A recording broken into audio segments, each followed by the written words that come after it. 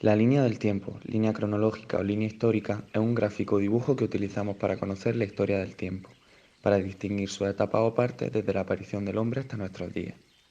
Cada una de las etapas se representa tomando como referencia hechos que a largo plazo hicieron que se diesen diferentes formas de vida.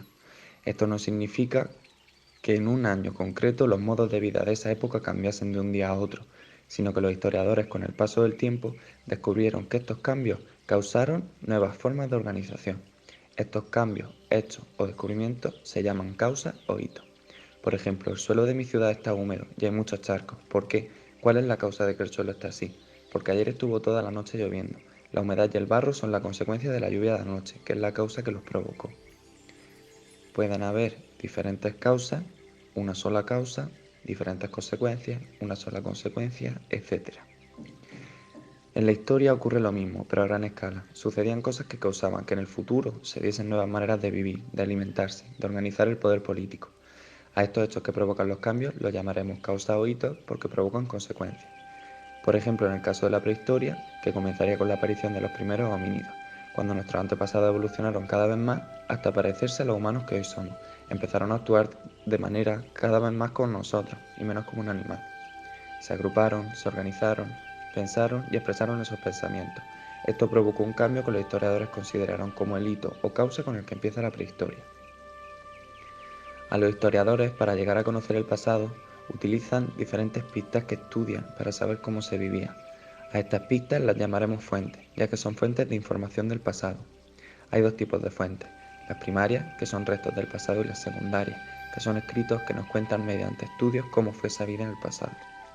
Estas fuentes deben ser respetadas y cuidadas, ya que como fueron creadas hace mucho tiempo, son irrepetibles y si se destruyen no podríamos recuperarlas de manera original. Un ejemplo de fuentes primarias serían los fósiles, que son animales que vivieron en el pasado y con el paso del tiempo y tras morir se conservaron bajo tierra hasta nuestros días y nos permiten ver cómo eran las especies de ese tiempo. Otros ejemplos también serían anzuelos y arpones, que nos desvelarían que en el tiempo en el que se usaron se pescaba y que estas herramientas de pesca se hacían con huesos o piedras que se afilaban. Las fuentes secundarias serían, por ejemplo, un libro de historia escrito en día o hace relativamente poco que nos habla de cómo vivían en el pasado, ya que los historiadores que lo escribieron han estudiado esas pistas y han descubierto cómo hacían sus tareas.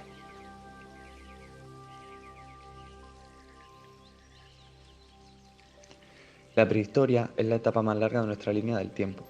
Esta etapa está dividida en tres grandes periodos: el Paleolítico, el Neolítico y la Edad de los Metales. El Paleolítico comienza con la aparición de los primeros seres humanos y acaba 8000 años antes del nacimiento de Cristo, es decir, en el año 8000 a.C. Durante el Paleolítico, los hombres y mujeres no vivían en un sitio fijo, sino que vivían en diferentes lugares, en periodos cortos de tiempo. Esto significa que eran nómadas. Se alimentaban de animales que cazaban y frutos silvestres y raíces. Así, cuando cazaban muchos animales en un mismo lugar, se marchaban a otro, donde habían también más frutos y raíces que recolectar. Para cazar, utilizaban herramientas y utensilios, que creaban afilando y tallando piedras y huesos, y que utilizaban también para vestirse con la piel de los animales que cazaban. Podemos decir entonces que los seres humanos del Paleolítico eran nómadas, cazadores y recolectores. Además, vivían junto a sus familias en tribus, pequeños grupos que habitaban cuevas y abrigos naturales. Dentro de estos, en ocasiones, realizaban pinturas en las paredes, dibujaban animales y escenas de caza que hoy son fuentes primarias que nos han descubierto a lo que se dedicaban. La hacían mezclando agua, carbón, tierra o grasa, y son las primeras representaciones artísticas del mundo, hace miles y miles de años. Con el paso de los siglos, los hombres y mujeres del Paleolítico fueron aumentando su inteligencia y descubriendo nuevas cosas, además de ser cada vez más y más en número. Descubrieron entonces que cuidando y domesticando animales podrían vivir siempre en un mismo sitio, ya que podrían alimentarse de ellos. Es cuando comienzan a practicar lo que nosotros llamamos ganadería, cuidando perros, ovejas, cerdos, etc., y dejando de practicar tanto la caza. Lo mismo ocurrió con la agricultura. Comenzaron a plantar frutos que luego consumían, y ya no necesitaban moverse en busca de frutos que recolectar. Así surgieron los primeros poblados, y ya no eran nómadas, sino sedentarios, es decir, vivían en un sitio permanente. Es así como comienza la segunda etapa de la prehistoria, el Neolítico.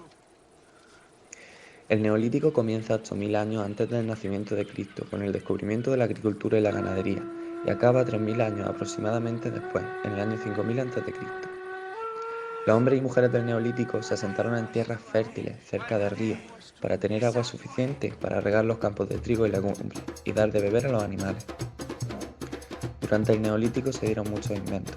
Descubrieron la cerámica, con la que construían vasijas para guardar líquidos, los telares, con los que hacían tejidos para vestirse, ya no era necesaria la piel de los animales, como cuando la utilizaban en el Paleolítico, pero el invento más grande y útil, sin duda, fue la rueda. Es por esto por lo que los historiadores hablan de revolución neolítica. Muchos inventos en poco tiempo hicieron que cambiara mucho la forma de vivir. Poco después, los hombres y mujeres del Neolítico descubrieron los metales y cómo utilizarlos. Como los materiales metálicos eran más resistentes que la piedra, la madera o los huesos, comenzaron a utilizarlos más a menudo. Y es así como acaba el Neolítico, la segunda etapa de la prehistoria, y comenzamos a hablar de la edad de los metales, la tercera y última etapa de la prehistoria. La edad de los metales comienza en el año 6500 a.C. aproximadamente y finaliza con el descubrimiento de la escritura, 2000 años después. El primer metal que descubrieron los seres humanos de la edad de los metales fue el cobre, luego el bronce y posteriormente el hierro, un metal muy abundante que podían encontrar fácilmente en la naturaleza.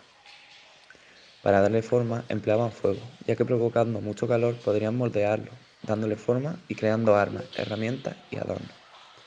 Este proceso en el que utilizan la temperatura alta para cambiar la forma de los metales es lo que nosotros llamamos metalurgia, el invento que caracteriza esta etapa. Como esta tarea era complicada, no todos podrían llevarla a cabo, así que algunos hombres y mujeres se dedicaban a crear utensilios de metal. Otros trabajaban con la cerámica, otros con la agricultura y la ganadería. Cada uno conocía muy bien su oficio y cómo llevarlo a cabo, por lo que aparece la artesanía. Cada persona tenía su especialidad siendo artesano, es decir, sabiendo cómo crear sus productos. De este modo comenzó a realizarse el trueque, que consiste en intercambiar un producto por otro. Por ejemplo, el artesano de la metalurgia entregaba a un agricultor alguna de sus herramientas a cambio de trigo, o un artesano de los tejidos cambiaba prendas de tela por algún animal al ganadero. Es así como luego surgiría el comercio, y los poblados fueron creciendo hasta convertirse en ciudades. Estas ciudades comenzaron a hacer intercambios comerciales, ya que necesitaban mover mercancías a través de distancias largas, surgiendo inventos como carros o barcos de vela. Es así como la economía crece y mientras unos se vuelven más ricos y poderosos, otros se vuelven más pobres y surgen los esclavos y las clases sociales. Es decir, la población se organiza de mayor a menor poder y riqueza. Así, estos seres humanos, que eran mucho más inteligentes y esperanzados, comenzaron a formularse preguntas sobre la vida y la muerte, surgiendo las creencias y religiones, por las que creaban arquitecturas artísticas que llamaron megalitos, ya que mega significa grande y litos piedra, y eran grandes estructuras de piedra. La última etapa de la prehistoria, la edad de los metales, acaba con la invención de la escritura, dando inicio a la edad antigua. Desde entonces, los historiadores han podido conocer con más detalle cómo fue el pasado, ya que los hombres y mujeres fueron capaces de escribir y describir su entorno y sus vidas en fuentes primarias que se han conservado hasta hoy y que debemos cuidar, ya que son frágiles y antiguas, y no podríamos volver al pasado a recuperarlas si las dañamos.